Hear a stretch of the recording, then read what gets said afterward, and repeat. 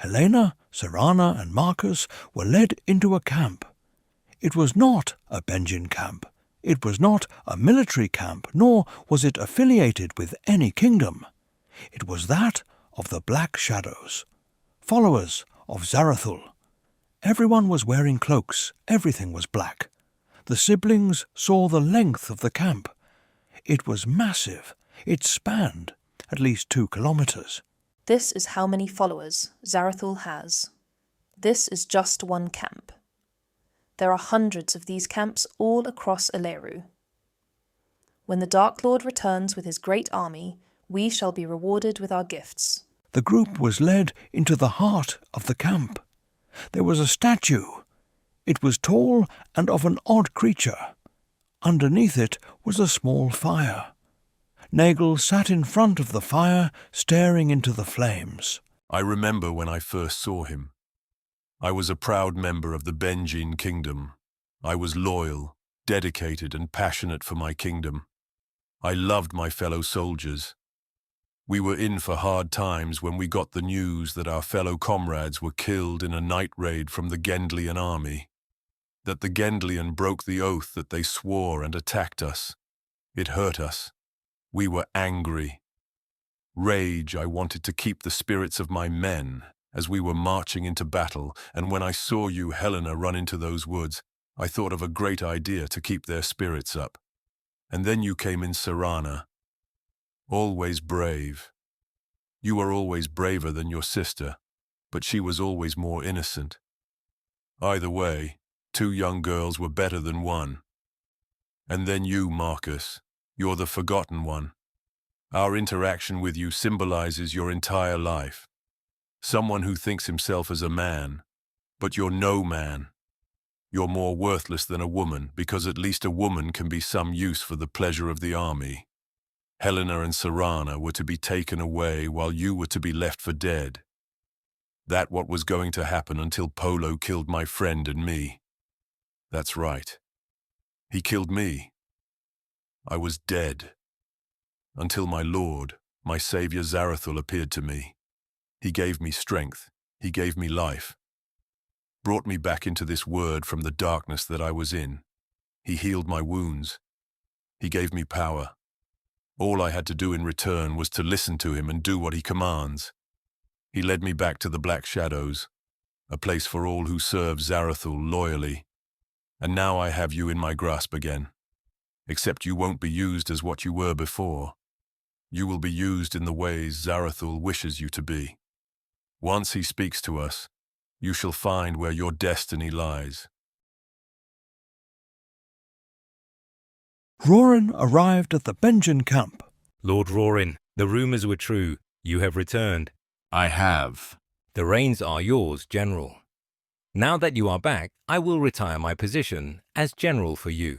Nonsense. The king is pleased with your position. I will remain just another soldier. Very well, Rorin. Please settle in. We don't need Nomir. We are running out of food, Farad. There is enough food in the mountains. Farad was holding council with the rest of the tree people. The soldiers are taking it. Both armies are, and eventually they're going to come in our direction. We are not a fighting people. We cannot work with a man who kills. He's not killing innocents. He's only killing those who have killed. It's just like what he said. Those who agree to kill also agree to getting killed. Our people have lived in these trees since Eleru's existence. We have lasted this long because we don't get involved in other kingdoms' messes. We might go extinct now, Farad. There isn't enough food to be foraged in these mountains. The armies are expanding and will eventually eat everything. Nomir! What was that? Nomir, where are you? Come out and fight me. Farad and his fellow tree people peeked through the trees to the ground beneath them. They saw a group of Gendlian soldiers led by Tattises screaming. Nomir, I will find you. Who are they? I don't know. They're wearing the same armor Nomir was wearing. They must be his old army. I will find you, Nomir. Polo wandered outside the city of Benjin. He knew that they wouldn't have gone back in Benjin because he saw them leave in the opposite direction from which Polo was attacked by Amos. He followed their pathway until he reached a forest. Yet another wooded area, this time in the hills. Polo was discouraged. It seems as though every time he gets a step forward, Solvaris makes it harder for him. Polo reminded himself of what the oracle said. This is supposed to be difficult. It needs to be difficult in order for him to grow and become who he was supposed to be. Polo stared straight ahead and entered the forest. This is what the king wants? This is what he wants. That is the king's writing. It is, but Nat, why? He's worried about Polo. Polo? The boy that saw the death god? His name is Zarathul. Okay, but why? It is not our duty to ask. Our duty is to take orders. Nat felt numb. It was only yesterday he planned to rise up and overthrow the king with Edward.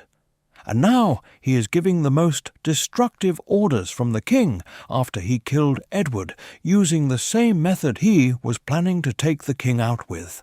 Nat, the mountain it's what we're fighting for. Now he wants to burn it? The king doesn't want to burn it. Someone else does. What do you mean? Like one of the advisors is ordering this? Yes. Who? Which one? Someone more powerful than the king. Someone who cannot be stopped. Someone who will do anything to get what he wants. Someone who has been planning for this moment for all eternity.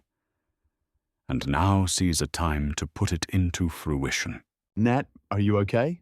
Give the order to the mountains, and if Tatis or whomever doesn't want to burn it down, then you do it yourself. And if it isn't, then it will know that you disobeyed an order. What are you planning to do with us? We wait for Zarathul's orders. Don't you see what's happening? You're just being used. Zarathul is using you. He won't give you these desires of yours. He won't grant you gifts or powers. We already have these powers, young lady. You've seen it yourself. Those powers are just tools for you to help Zarathul, not to help yourself.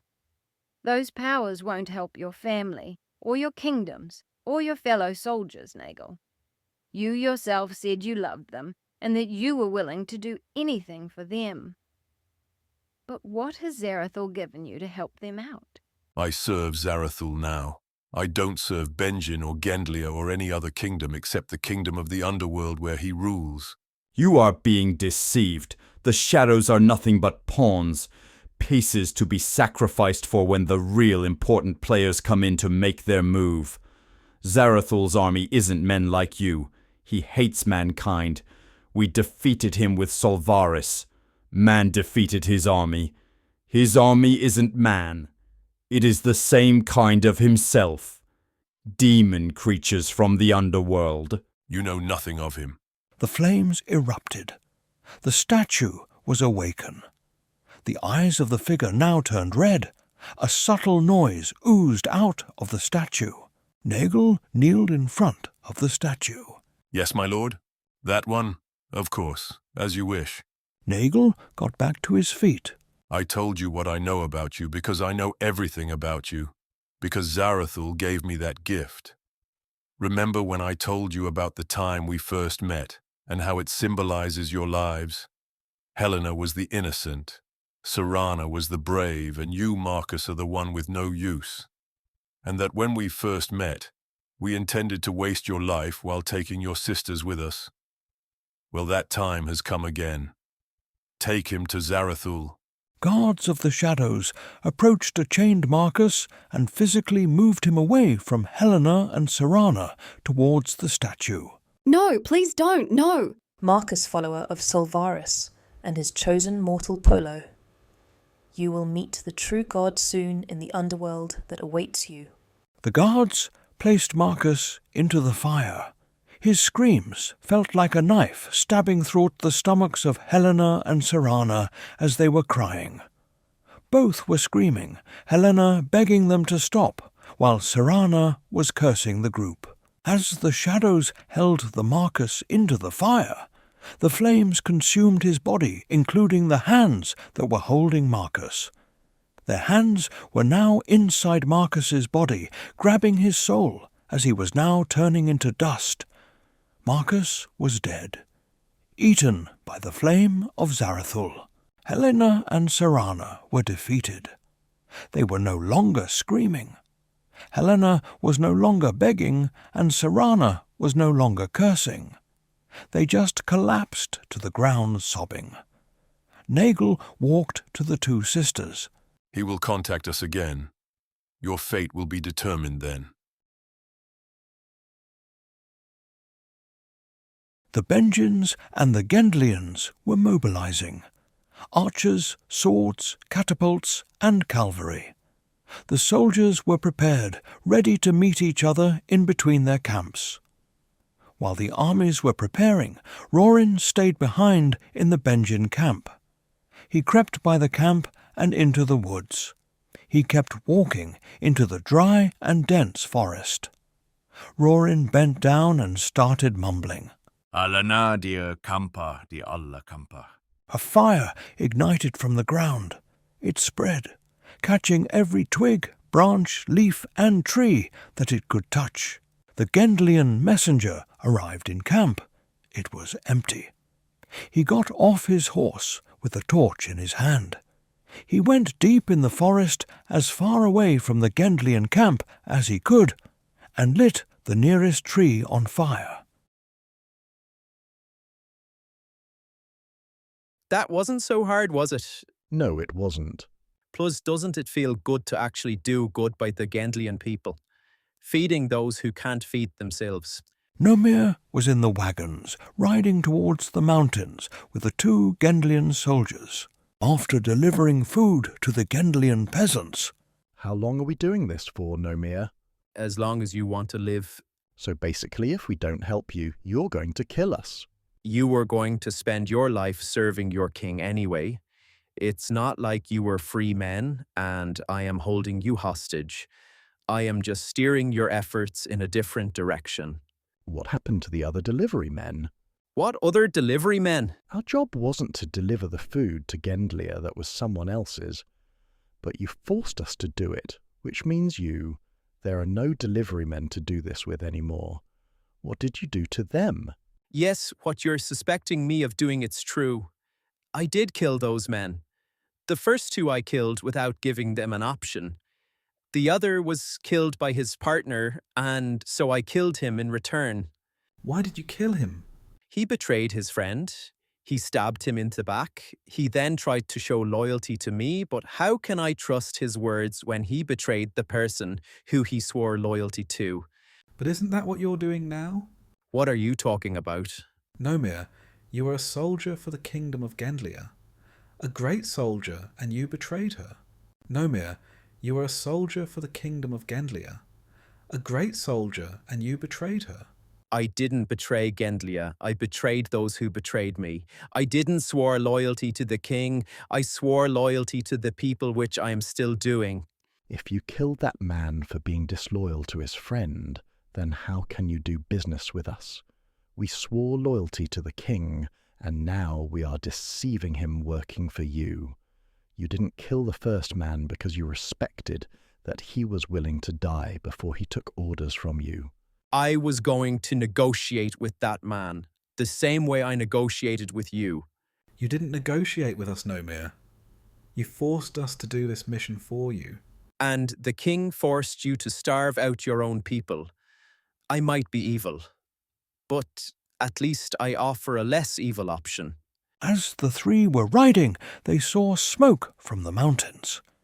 Nomir galloped his way towards the mountain to get a better view. It was in flames. Nomir, where are you going? Get to camp and get as many crates as you can. Hurry! Polo was lost. He expected to be lost, but he didn't expect himself to be so discouraged about it. He cursed himself for putting himself in this position. How can he be the chosen mortal if he can't even find his friends? How can he save Elleru if he can't even save himself out of a small forest? And what does this say of the so-called great and powerful Solvaris for choosing such an incompetent fool? Polo was frustrated. He just started running. He didn't know where he was running. He didn't look for footsteps or clues or any sign of his friends. He wasn't running towards his friends, but rather away from something else. His responsibility, his oath, his prophecy. Polo didn't know what, but he couldn't take it any more. As he was sprinting through the trees, he tripped over a stump and fell to the ground. He suddenly wasn't in the forest any more. He was in front of a waterfall, the same waterfall that he saw in the desert. It still had the same beauty, the grace and serenity that humbled Polo. It calmed him. It was peaceful. The swan flew through the waterfall and landed in front of Polo. Follow the feeling inside you, Polo. Follow the feeling. Solvaris awaits you. Polo came to in the forest, his face covered in dirt from falling to the ground. He pushed himself off the ground to his feet. He wiped the dirt off his face and was confronted with the choice of direction. Polo remembered the words that were spoken to him and walked through the forest.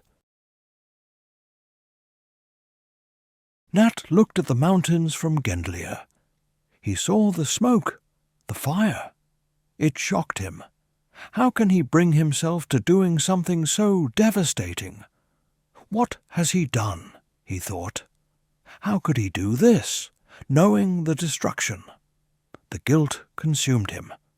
He ran over to the nearest guard. Put me in the dungeon. What? Put me in the dungeon. I burned the mountains.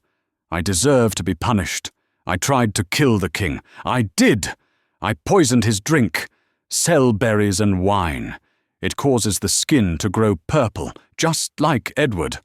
I killed him. Edward! I'm a killer! Take me! Shut up, Nat. Take me! I deserve to die! Nat, shut your mouth. Nat punched the guard, knocking him to the ground. He punched him again and again. He couldn't stop himself. Somebody do something. Look what I'm doing. I'm striking a soldier. I killed Edward. I killed Dexter. I chopped off Dexter's head. I did! I killed him! Another guard walked up behind Nat and knocked him in the back of the head, leaving him unconscious. Nat was taken away from the guards and thrown into the dungeon, chained to the wall. Nat looked around the room and saw Wyler sitting across the room. Nomir was running through the burning forest. He was dodging falling branches from the skies and the trees that were collapsing from the ferocious flames that infected the mountains. The heat from the fire felt like it was burning Nomir's skin, but he couldn't give up. He had to find Farad. Farad! Nomir was screaming to the skies for Farad and the tree people, but there was so much smoke that Nomir couldn't see. He was coughing. He heard something nearby. A voice.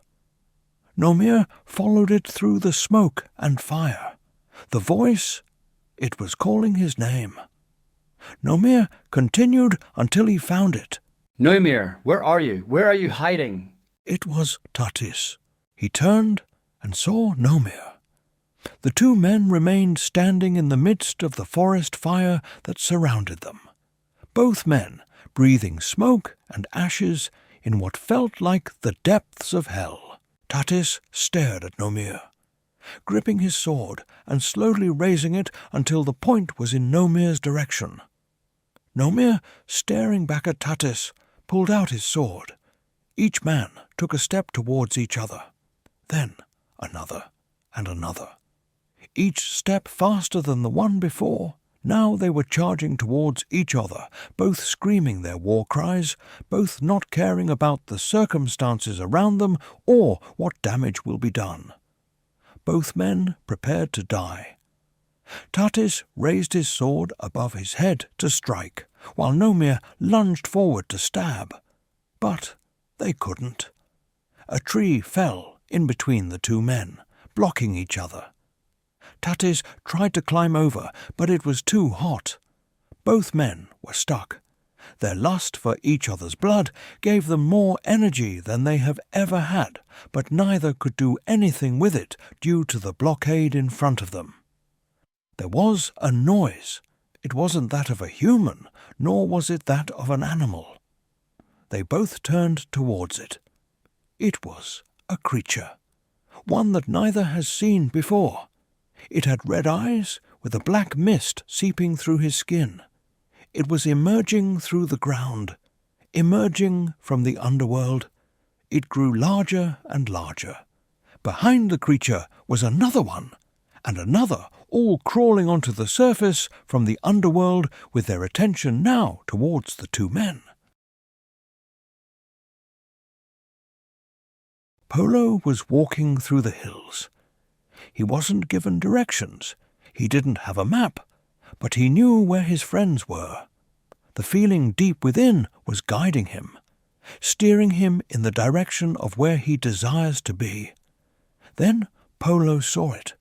Overlooking a bank, he saw the camp, filled with the black shadows. Polo had no thoughts. He had no planning or a moment of preparing. He just walked over the bank and slowly snuck into the camp. Helena and Serana were sitting in a cage, awaiting the results of Zarathal's message. I guess you were right, Helena. In what way? This whole journey, me and Markus, we believed in it. Fully. When we met that oracle, and she told us our duty, you encouraged us not to go, even though it was because you didn't believe in it. It turns out you were right. And now Markus is dead, and you and me might be too, or worse. We always looked at you like our little sister. A kid. But you're not anymore, and if we didn't look at you that way, we would still be back home, enjoying a peaceful life. I'm glad we went. I mean, I knew you and Markus were going to go, and I only went because I didn't want to be left alone, but I'm glad. Really? Even though we're in this position? Serana. I've lived for at least 20 years, and in those 20 years, I've only grown up for 5. But ever since I followed you and Markus into the mountains, I've grown up at a 20 years pace. I've done things that not many people have experienced. I have seen things that no one else has seen. We may be young Serana, but we've lived more lives than that of an ordinary person who's 100 years old. This life is a gift that Solvaris has blessed us with, and we lived it the way it was supposed to be. Serana smiled. We have. And I'm glad to have lived it in this way with you by my side. Whatever happens to us next is what Solvaris has planned for us, and I'm fine with that. Footsteps were now approaching their direction. The two sisters knew what was happening. They braced themselves for whatever destiny awaits them. The cage door was opened.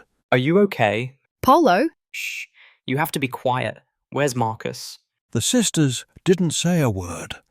They didn't have to. Polo knew what happened based on their reaction to his question. We have to leave. Now. Follow me.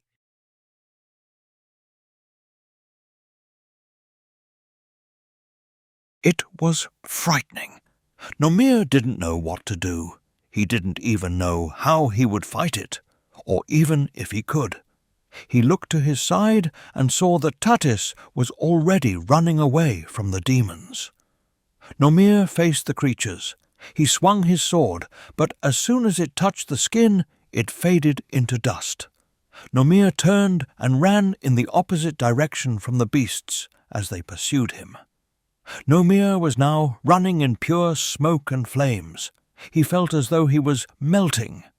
Everywhere he turned he was trapped by the fire. He made the decision to die in the flames to fight Tatis, and now he's suffering the consequences of that decision. Nomir collapsed to his knees, coughing. The flames were now covering him, burning his body. Then it stopped. The flames were gone. They were not on his body any more. They weren't surrounding him. He looked behind and saw the beasts were gone. High above him in the sky, the branches high in the trees reached down and wrapped itself around Nomir, lifting him up to the city in the sky. Polo, Helena, and Serana were weaving their way through the camp. They were all wearing cloaks to disguise themselves. They were moving closer to the exit outside the camp. It was in sight. Then a man stepped in front of them. Nargle. The boy has returned. Let us through, Nagel. We knew you had the ability, Polo. Zarathul knew. Let us go. I was on my way to your two friends to give them the verdict from my lord Zarathul. But in the meantime, he gave me directions to come here to meet you. Would you like to know his decision?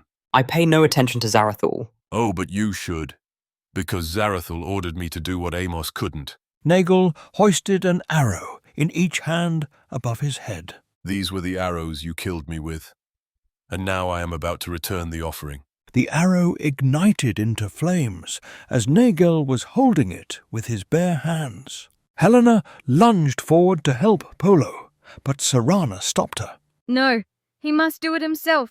It's the only way. Nagel started swinging the flamed arrows in Polo's direction.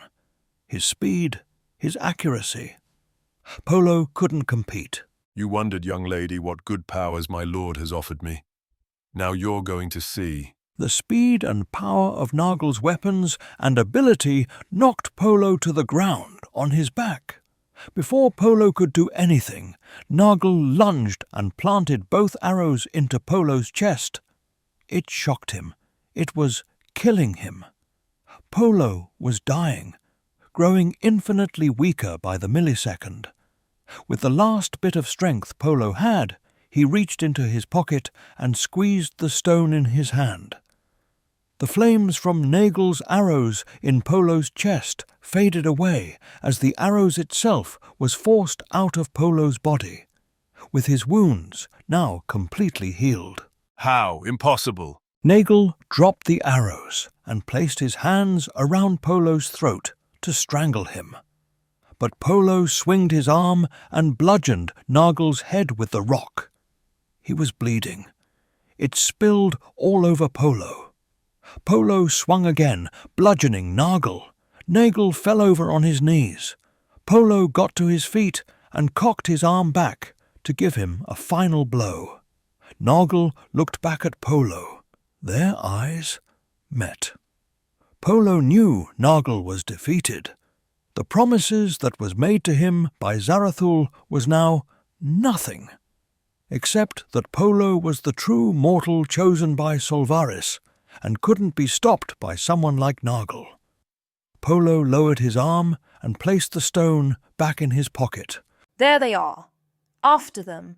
Members of the Black Shadows saw Polo and began sprinting after him. Come on, let's go. Polo, Serana, and Helena broke out of the camp and up the hill. The skies were moving, the clouds were forming. Polo looked down at the camp as the Black Shadows were sprinting at him up the hill. In one motion, the skies lit up in a bright light that condensed itself into a single bolt that shot down into the camp, evaporating it from the face of Elleru. The bolt shook the ground and collapsed the hills surround the area. The bolt had so much energy, such true power, such magnificence and intention. As quickly as the bolt was formed, it stopped. The skies were now calm. The camp now turned into dust, as if it was never there. Polo turned around to face Helena and Serana. They hugged him. Polo embraced his friends. We need to keep moving. The sisters followed Polo until he stopped in front of two paths that were facing him. Which one do we take? Polo was thinking. As he was in thought, something came from the skies above and landed in front of him. It was a swan. It looked at Polo as Polo looked back at it. Follow the feeling inside. The swan then flapped his wings and flew away towards the direction of the left path. Polo let out a smirk as he nodded his head. This way. Follow me. Helena and Serana stayed close behind Polo as he was walking towards the path on his left.